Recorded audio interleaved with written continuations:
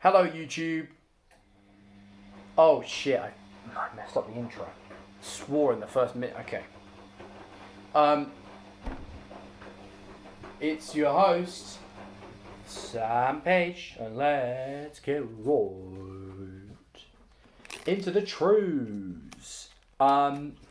Today's top and only story, maybe ever, is that Dan from the Slow Mo guys came into the shop that I work at, which is an unnamed shop, with no associated colouring. And luckily he went up to my till because I spotted him immediately.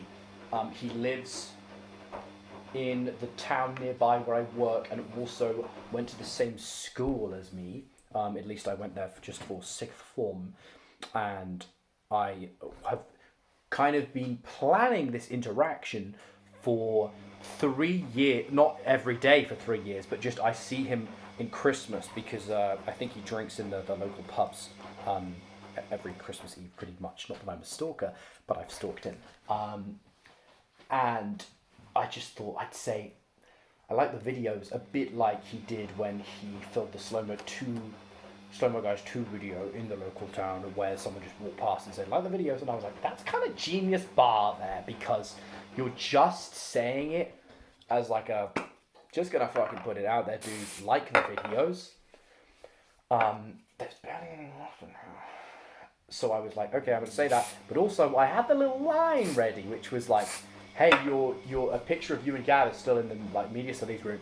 I think the subtotle's a little bit off. Because obviously they don't have like a rolling Social Blade subtotal. So I told him that, and then he gave me this juicy little bit of drama. Lord William School exposed. He never did media studies. Dan never did media studies at Lord William School. You heard it here first, maybe. He never did media studies. Gav probably did. Cannot confirm about Gav. Need to travel to Cali. I think that's where he's still at. Dan never did media studies at Lord William School. That's the scoop.